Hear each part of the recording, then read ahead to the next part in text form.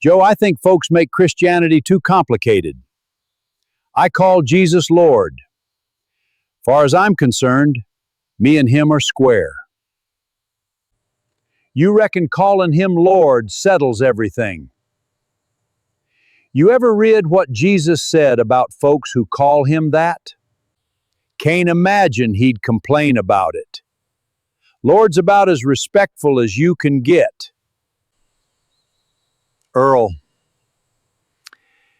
you might want to brace yourself for this one.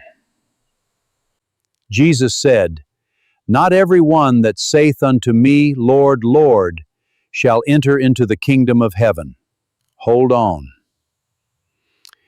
He actually said people would call him Lord and still not enter? Plain as daylight. And he finished that sentence by talking about the one who does the will of his Father. So saying the right words ain't enough. Apparently, he expects me to actually do something about what he says. Funny you should mention that. 'Cause Jesus went straight into a story about exactly that. He said whoever hears his sayings and does them is like a wise man who built his house upon a rock. Rain came, floods came, winds blew, and that house stood. Then he said whoever hears his sayings and does them not is like a foolish man who built his house upon sand.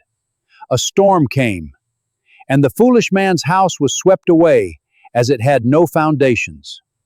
So both men heard him. Difference was one actually did what Jesus said, and one didn't. There you go. Calling him Lord while ignoring what he tells you to do. Ain't much of a lordship, is it? Reckon I ought to quit congratulating myself for calling him Lord and start asking whether I'm actually treating him like one.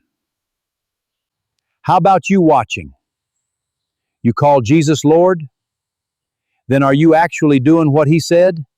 Jesus said hearing his sayings ain't enough. The wise man hears them and does them.